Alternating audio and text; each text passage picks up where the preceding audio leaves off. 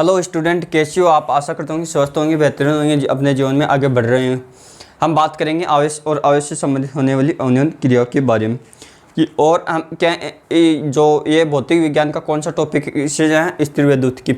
स्थिर वैद्युत में पहले हम टॉपिक उठाए हैं आवेश और आवेश क्षेत्र से संबंधित। अब बात करेंगे हम आवेश क्या होता है कि भौतिक विज्ञान की भाषा का जो किसी वस्तु यानी भौतिक विज्ञान की राशि या भौतिक विज्ञान की राशि जो किसी वस्तु पर इलेक्ट्रॉन तथा आवेश की वृद्धि और कमी को व्यक्त करती है। इलेक्ट्रॉन तथा आवेश की वृद्धि को व्यक्त करती है। इसे क्या कहेंगे दोस्तों? आवेश कहते हैं।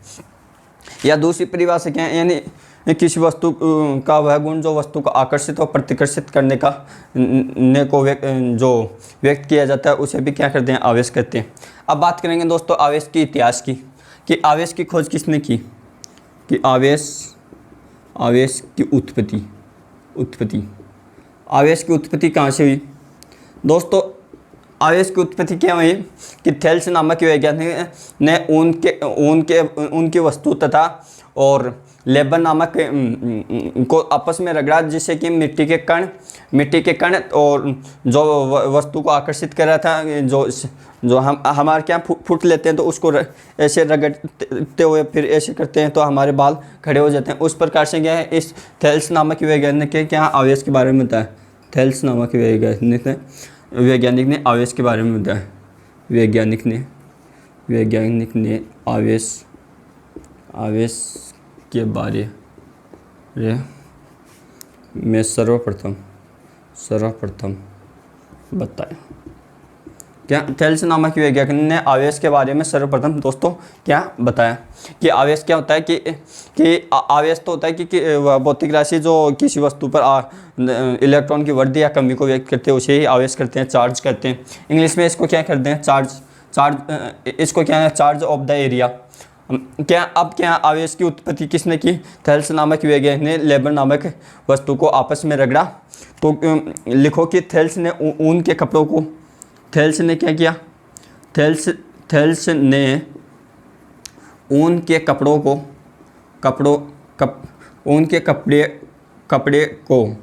थेल्स ने ऊन के कपड़े को लेबर वस्तु या कपड़ा ले लो, वस्तु या कपड़ा वस्तु को आपस में रगड़ कर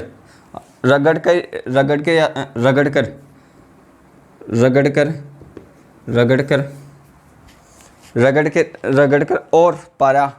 रगड़ने के बाद क्या है? और पाया। और क्या पाया कि उन्होंने क्या पाया कि इन वस्तुओं को आपस में कागज़ के छोटे छोटे टुकड़े तो पाया कि इन वस्तुओं को कागज़ के टुकड़े छोटे छोटे टुकड़े यानी आकर्षित कर रहे थे। क्या कर रहे थे? टुकड़ों को आकर्षित कर रहा था। टुकड़ों को आकर्षित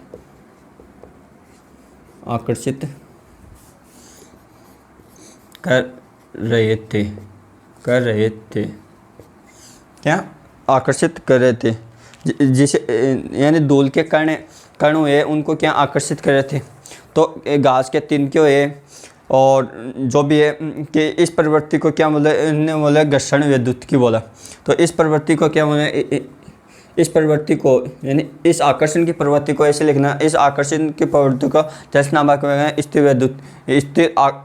स्थिर घर्षण वैद्युत की कहा। क्या कहा दोस्तों कि स्थिर का लेबर एक क्या गिरिन। अब यहाँ आपको ये पूछेगा कि लेबर क्या? लेबर एक गिरिन शब्द है। लेबर क्या है? एक गिरिन शब्द जो इलेक्ट्रॉन क्या ये एक गिरिन शब्द है। क्या दोस्तों? गिरिन शब्द है। गिरिन भाषा का एक शब्द है जो इसकी उत्पत्ति क्या है? इलेक्ट्रॉन से हुई। क्या है इसकी उत्पत्ति? क्या किससे हुई? इलेक्ट्रॉन से। इसकी उत्पत्ति की दोस्तों क्या है? किससे होगी? इलेक्ट्रॉन से। जिसको यानी इसकी उत्पत्ति इलेक्ट्रॉन से, जिसको क्या कहते हैं? इलेक्ट्रॉन कहते हैं। क्या कहते हैं, इलेक्ट्रॉन कहेंगे, इलेक्ट्रॉन कहेंगे दोस्तों, क्या कहेंगे, इलेक्ट्रॉन। अब क्या कि इन्होंने तो आवेश की उत्पत्ति तो कर दी कि आवेश क्या होता है, क्या क्या नहीं होता।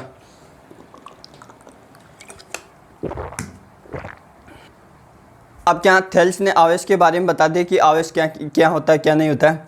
आवेश की उत्पत्ति किसने की, आवेश की उत्पत्ति का श्रेय किसको जाता है, सर्वप्रथम थेल्स को जाता है। अब थेल्स ने तो यह बता दिया, हमने परिभाषा में क्या क्या पढ़ा कि भौतिक विज्ञान वह भौतिक राशि जो किसी वस्तु पर इलेक्ट्रॉन की वृद्धि या कमी को व्यक्त करता है। तो इलेक्ट्रॉन की वृद्धि या कमी को व्यक्त करने के लिए हम प्लस माइनस का उपयोग करेंगे। उसके बारे में किसने बताया, फ्रैंकलिन ने। उसके बेंजाली फ्रैंकलिन ने, किसने बताया, बेंजाली ऐसे लिखो, बेंजामिन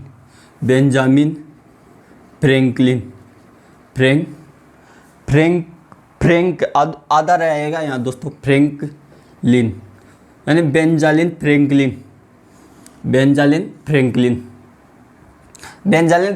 ने क्या किया, इन्होंने कहा कि आवेश दो प्रकार के होते हैं। इन्होंने पहली बात तो ये बोल दी कि आवेश दो प्रकार के होते हैं। पहली बात क्या बोली, आवेश दो प्रकार के होते हैं, दो प्रकार के होते हैं। इन्होंने क्या किया, इन्होंने बताया कि आवेश दो प्रकार के होते हैं।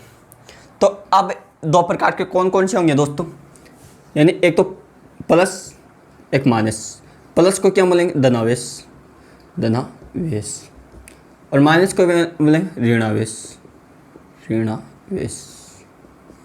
अब धनावेश होगा तो क्या हो गया, इलेक्ट्रॉन की कमी, यानी इलेक्ट्रॉन की कमी। ऋणावेश होगा तो क्या होगा, इलेक्ट्रॉन की वृद्धि, अगर किसी वस्तु पर धनावेश बढ़ रहा है तो इलेक्ट्रॉन की कमी हो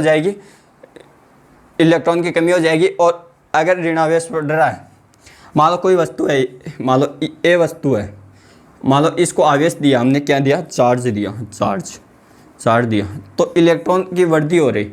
मान लो इसमें इलेक्ट्रॉन, मान लो पहले इलेक्ट्रॉन 5 थे, क्या 5 इलेक्ट्रॉन थे, तो इसको कैसे, मान लो 5 माइनस इलेक्ट्रॉन थे इसमें। अब क्या माइनस से व्यक्त करेंगे इसको, तो क्या है इसमें इलेक्ट्रॉन कितने हैं, 5, कितनी वृद्धि है, 5 की। अगर इस पर प्लस आ गया तो क्या इलेक्ट्रॉन की कमी आ गई, कितनी, 5 की। तो क्या जब हम बैटरी चार्ज करते हैं तो इलेक्ट्रॉन की वृद्धि होती है, क्या, मान लो बैटरी चार्ज करें तो इलेक्ट्रॉन की वृद्धि होगी तो माइनस बढ़ेगा।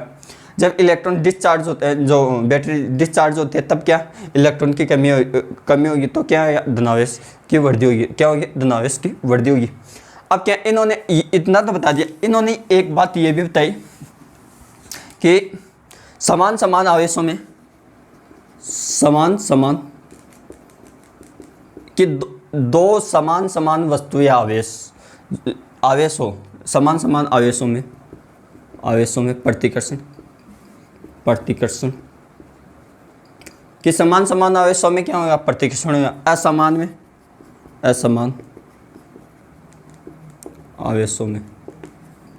आवेशों में आकर्षण, क्या किसकी प्रवृत्ति पाई जाएगी, आकर्षण की। अब मान लो ये दो आवेश है, माइनस, ये समान आवेश है, तो क्या होगा, प्रतिकर्षण। क्या होगा दोस्तों, प्रतिकर्षण। मान लो ये प्लस और ये प्लस दोनों समान है तो प्रतिकर्षण, क्या होगा, प्रतिकर्षण होगा। अब देखना दोस्तों, ये माइनस प्लस यानी दो विपरीत आवेश हैं तो आकर्षण। चाहे पहले प्लस ले लो, फिर माइनस ले लो, फिर तब भी क्या होगा, आकर्षण होगा। इन्होंने सीधी बात बताई कि आप किसी कॉलेज में गए, जहाँ लड़की है और लड़कियाँ हैं और आप लड़की हो, तो क्या दोनों विपरीत जेंडर मिल गए ना, तो आप आकर्षित हो गई उस कॉलेज के प्रति। अगर आप किसी कॉलेज में गए, आप जहाँ लड़के हैं और आप भी लड़के हो, तो वहाँ जाओगे क्या, आपका प्रतिकर्षण ही होगा, आप वहाँ से एडिशन होने लगो। तो ऐसे ध्यान में रखा। अब इसकी ट्रिक क्या है, देखना दोस्तों। हाँ, हमने क्या, इलेक्ट्रॉन की खोज हमने ये पढ़ा कि इलेक्ट्रॉन की खोज किसने की, जे थॉमसन ने की। कि इलेक्ट्रॉन की खोज किसने की, जे थॉमसन ने की, जे थॉमसन ने की। ठीक है दोस्तों, जे थॉमसन ने की। कि अब इलेक्ट्रॉन की खोज जे थॉमसन ने की, ये आवेश है एक तरह का। अब क्या इलेक्ट्रॉन की कमी और बढ़ दी, तो आवेश की उत्पत्ति किसने की? थॉमसन थैलो है ना। तो इसकी उत्पत्ति यानी आवेश की, चार्ज की उत्पत्ति किसने की? थैला यानी थेल्स ने। अब क्या है कि क्या बजाएगा कि आवेश प्लस है कि माइनस, वो कौन बजाएगा? Benjamin Franklin. तो आवेश दो प्रकार के होते हैं, उन्होंने तो क्या है बेंजामिन फ्रैंकलिन ने बता दिया दोस्तों। किसने? Benjamin Franklin. इलेक्ट्रॉन की खोज जे थॉमसन ने। अब मान लो आपको इलेक्ट्रॉन का आवेश पूछ ले, तो क्या होगा? -1.6 × 10⁻⁻19 कूलम। ये क्या? इलेक्ट्रॉन का आवेश है दोस्तों। यही क्वेश्चन LDC 2018 में पूछा हुआ क्वेश्चन है कि इलेक्ट्रॉन का आवेश कितना होता है। अब यह छोटा सा क्वेश्चन था, इलेक्ट्रॉन का आवेश कितना होता है।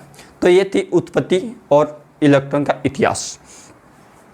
अब क्या दोस्तों, अब बात करेंगे कि इलेक्ट्रॉन जब स्थिर होगा तब कौन सा क्षेत्र उत्पन्न होगा और कौन सा नहीं, उसके बारे में कहेंगे। इलेक्ट्रॉन की उत्पत्ति हमने पढ़ ली, इलेक्ट्रॉन के बारे में चार्ज के बारे में पढ़ लिया, चार्ज की उत्पत्ति कहाँ हुई सी, इतना पढ़ लिया। अब दोस्तों हम बात करेंगे कि अगर इधर एक ऐसे लिखना क्षेत्र उत्पन्न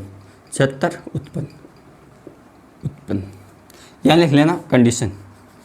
मान लो नियत वेग है, मान लो स्थिर आवेश है। क्या है? स्थिर आवेश। कोई भी आवेश स्थिर हो तो वो कौन सा क्षेत्र उत्पन्न करेगा?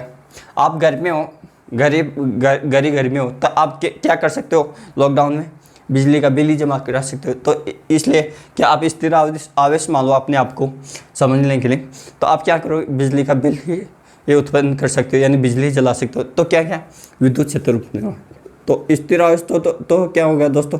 विद्युत क्षेत्र उत्पन्न होगा। कौन सा क्षेत्र होगा उत्पन्न? विद्युत क्षेत्र। अब क्या है दोस्तों, आपने क्या किया? आपने घर पे बैठे बैठे क्या किया कि चलो यार विद्युत क्षेत्र तो उत्पन्न हो ही रहा है, तो कुछ करते हैं। तो क्या करते हो आप? क्या नियत हो, आपका वेग क्या नियत है? नियत वेग यानी वेग नियत है, यानी त्वरण क्या होगा? त्वरण 0 हो जाएगा। क्यों? वेग नियत dv/dt, ये नियत होगा यानी कांस्टेंट। तो वेग क्या होगा? यानी त्वरण क्या होगा? यानी वेग में परिवर्तन के त्वरण ये 0 हो जाएगा। अब क्या दोस्तों, क्या नियत वेग से गतिशील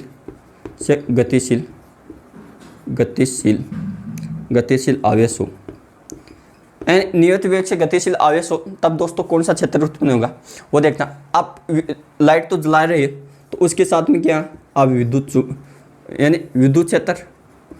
क्षेत्र तथा चुंबकीय क्षेत्र भी साथ में उत्पन्न कर लोगे, क्योंकि सोना बाबू चुंबकीय होती है आपकी। तो आप क्या नियत वेग से गति, तो आपका त्वरण तो 0 है, नियत वेग से गति से क्या दोस्तों,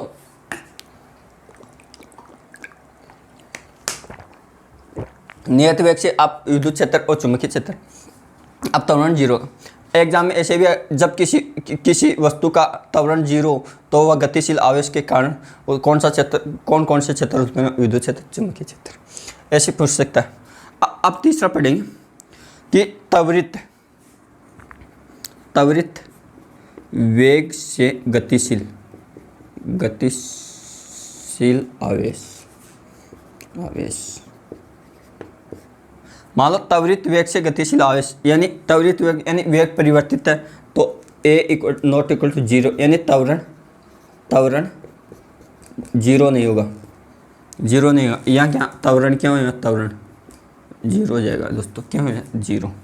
अब क्या त्वरित वेग से गतिशील आवेश, यानी आपका त्वरण 0 नहीं है। क्या आप त्वरित 0 नहीं है कि आप क्या बिजनेस कर रहे हो। अब मान लो लॉकडाउन जैसे खुलता है आपका, तो आप क्या 3 क्षेत्रों में भागोगे? कैसे देखना, एक तो हम क्या विद्युतीय क्षेत्र तो उत्पन्न करेंगे। विद्युतीय क्षेत्र ये तो हमारा क्या लाइफ टाइम का काम है, ये क्षेत्र तो उत्पन्न होगा। फिर हम क्या करेंगे? चुंबकीय क्षेत्र भी उत्पन्न करेंगे इसमें।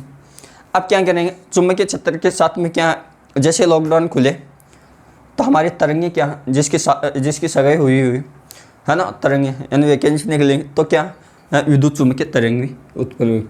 नहीं, विद्युत चुम्बकीय तरंगे भी उत्पन्न होगी।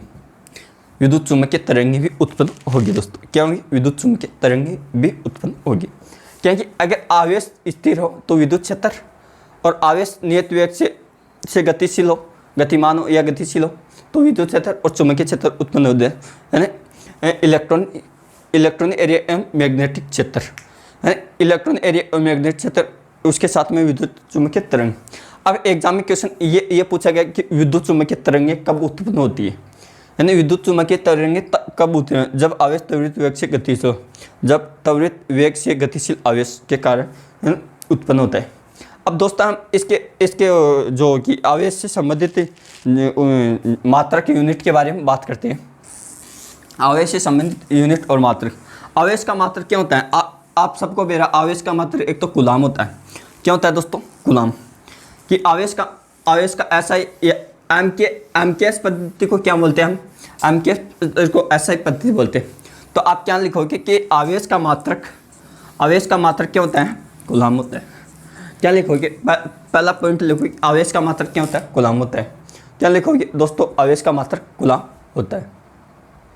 अब बात करेंगे आवेश का मात्रक की, कि आवेश का मात्रक क्या एमकेएस पद्धति लो, एमकेएस पद्धति या एसआई पद्धति, एक ही पद्धति, एमकेएस पद्धति को ही एसआई पद्धति कहते हैं। कि आवेश का मात्रक एमकेएस पद्धति या एसआई पद्धति में कूलाम होता है। क्या होता है? कूलाम होता है।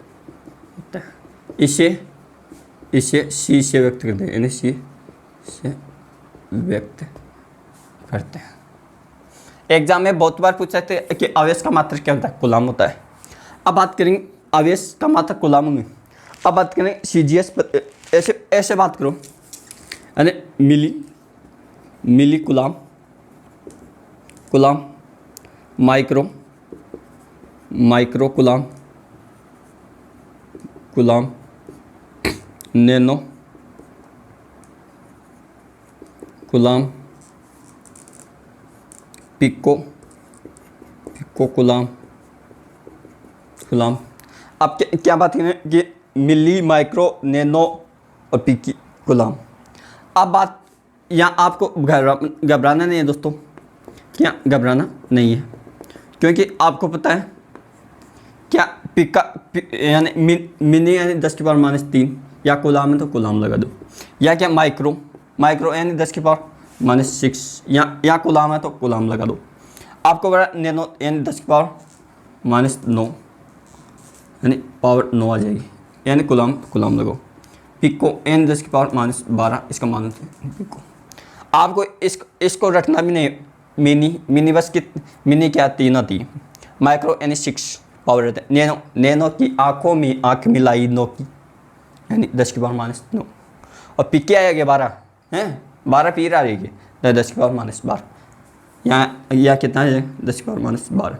दोस्तों हमने जो भी ट्रिक अपनाते हैं वो किसी की भावनाओं को ठेस नहीं पहुंचाते, बस आपको कैसे भी मेथड देना है बेस्ट से बेस्ट देने की कोशिश करते हैं। इसलिए हम ट्रिक अपनाने की कोशिश करते हैं कि आपको कैसे भी याद होना चाहिए। अब हम बात करेंगे सीजीएस मात्रों की। किसकी बात करेंगे दोस्तों? सीजीएस मात्रों की, यानी सीजीएस पद्धति मात्रक कहते हैं। सीजीएस पद्धति में मात्रक, सीजीएस पद्धति एक तो होता है ईएसयू, एक तो होता है ईएसयू, एक होता है ईएसयू यानी इलेक्ट्रोड यानी स्थिर इलेक्ट्रॉन स्टेट यूनिट, एक होता है ईएमयू, एक होता है ईएमयू। इसे तो बोलते हैं स्थिर एस का मतलब विद्युत स्टेट यानी स्टेट यूनिट यानी मात्रक यानी स्थिर विद्युत की मात्रक, स्थिर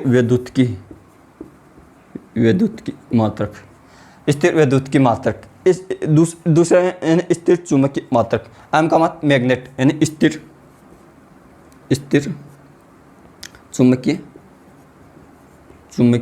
स्थिर विद्युत की चुंबकीय मात्रक।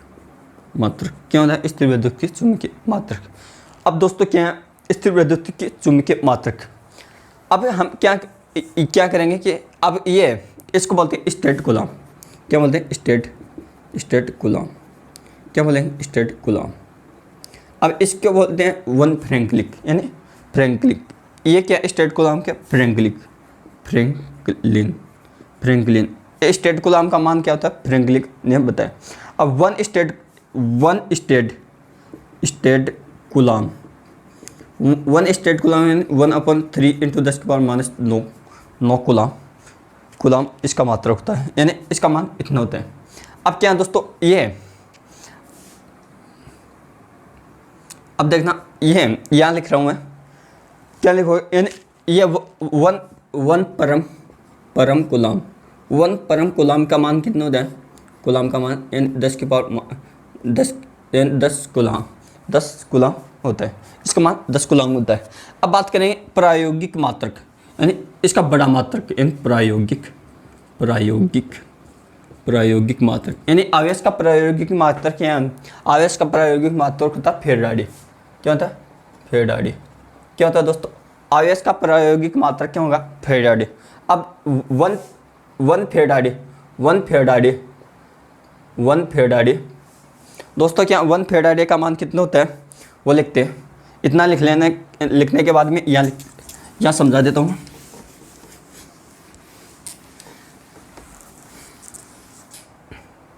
कि वन फेराडे यानी 500 कूलम, 500 कूलम। यह क्या वन फेराडे का मान होता है दोस्तों? क्या होता है? वन फेराडे का मान होता है। वन फेराडे यानी 500 कूलम। ये क्या होता है? इसका मान होता है। ये क्या प्रायोगिक मात्रक है। अब दोस्तों एग्जाम में इतना ही नहीं, अब पढ़ेंगे हम मात्रक, यानी एक मात्रक को ज्ञात करेंगे कहाँ से? ये धारा से संबंधित। आपको ये प्रायोगिक मात्रक या आवेश का सबसे बड़ा मात्रक है, ये भी लिख लेना। हम जो इनका क्रम पढ़ते हैं, एक बार हम आवेश के बारे में और जानेंगे कि आवेश कहाँ है, यानी धारा से संबंधित। कि धारा क्या होता है? विद्युत धारा। कि आवेश में समय के साथ में परिवर्तन की दर, यानी एकांक समय में जो आवेश प्रवाहित होते हैं उसे तो धारा कहते हैं। हमने पढ़ा क्या पढ़ा? कि I = Q/T। ये पढ़ा था दोस्तों। क्या पढ़ा था? Q/T। क्या धारा बराबर क्या पढ़ा? I अपन क्या? Q/T। या क्या धारा, या क्या विद्युत धारा। ये क्या आवेश है दोस्तों? क्या आवेश। और ये क्या? समय। अब आवेश है तो इस आवेश का मात्रक चाहिए। ये क्या? विद्युत धारा I। ये क्या होगा? T। अब क्या ये क्या होता है? एम्पियर। और ये क्या? समय को सेकंड में, यानी सेकंड में। ऐसा है मात्रक सेकंड में। तो ये Q। अब एग्जाम में कैसे आएगा? एग्जाम में क्वेश्चन ये भी आ सकता है दोस्तों। 1 कूलम कंपटीशन में 1 कूलम = ऐसे दे देगा, तो वहाँ क्या 1 एम्पियर गुणा 1 सेकंड। आपको ऐसे ऑप्शन है, फिर ऐसे दे देगा। कुछ और ऑप्शन बना सकता है दोस्तों। क्या ये ध्यान में रखना, आप ऐसे क्वेश्चन क्यों पूछा जाएगा? क्योंकि एग्जाम में ऐसे पूछता है। जैसे हमने पढ़ा था जो शक्ति में जूल बराबर क्या, शक्ति क्या है? कार्य करने की क्षमता शक्ति कहलाती है ना।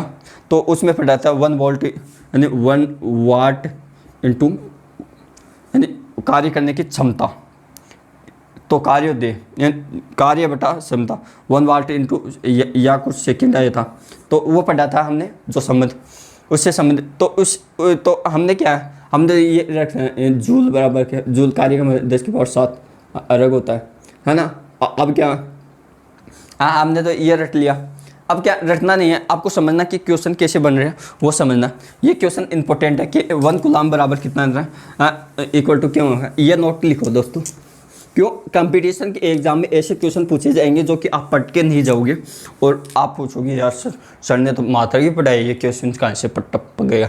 तो 1 कूलम क्या? 1 कूलम क्या? 1 एम्पियर गुणा 1 सेकंड। 1 सेकेंड। ये क्या है दोस्तों, एम्पियर है। क्या, एम्पियर। ये एम्पियर लिखना, एम्पियर। सबसे इम्पोर्टेंट क्वेश्चन यही पूछेगा। एक दूसरा पूछेगा कि सबसे बड़ा मात्रक क्या होगा, कि उसके बारे में देंगे। यानी आवेशों के मात्रों का घटता क्रम हम व्यक्त करेंगे कि आवेशों का घटता क्रम क्या होता है।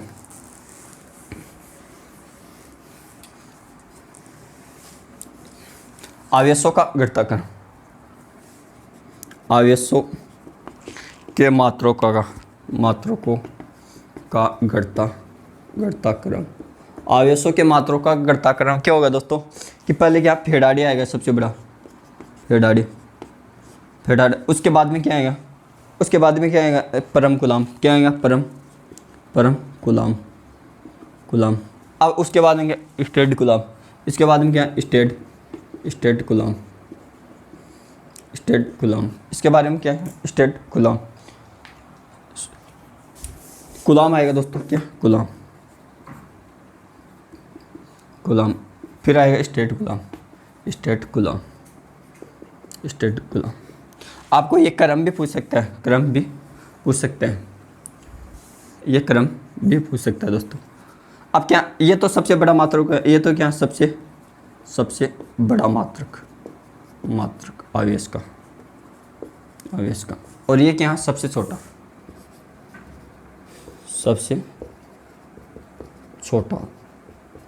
मात्रक आवेश का। ये क्या है दोस्तों, क्या आवेश का सबसे छोटा मात्रक है। आपको याद कैसे करना है कि हम फैराड थे, इसका क्रम घटता क्रम कैसे याद रखना है कि हम फैराड थे, परम थे, हम फैराड थे, परम थे, गुलामी नहीं की, स्टेट में गुलाम थे, यानी स्टेट में टॉपर थे। ऐसे याद, कैसे भी आप ट्रिक बना लें, जैसे भी आपको बने, आपकी खुद की ट्रिक होगी वो बेहतरीन होगी कि हम फैराड थे, परम भक्त थे, किसके, गुलाम के, बस स्टेट में ही गुलाम थे। मिलते हैं दोस्तों अगले वीडियो में। आपको वीडियो अच्छा लगा हो लाइक करें, शेयर करें, सब्सक्राइब करें और कमेंट करें। जो आपको आवेशों से संबंधित इस टॉपिक में जो भी दिक्कत है, जो भी समझ में नहीं आ रहा है, वो कमेंट के थ्रू आपको बता दिया जाएगा। दोस्तों thank you, all the best सभी स्टूडेंटों को। मिलते हैं सभी शेयर को अगले वीडियो में, अगले लेक्चर में। Thank you.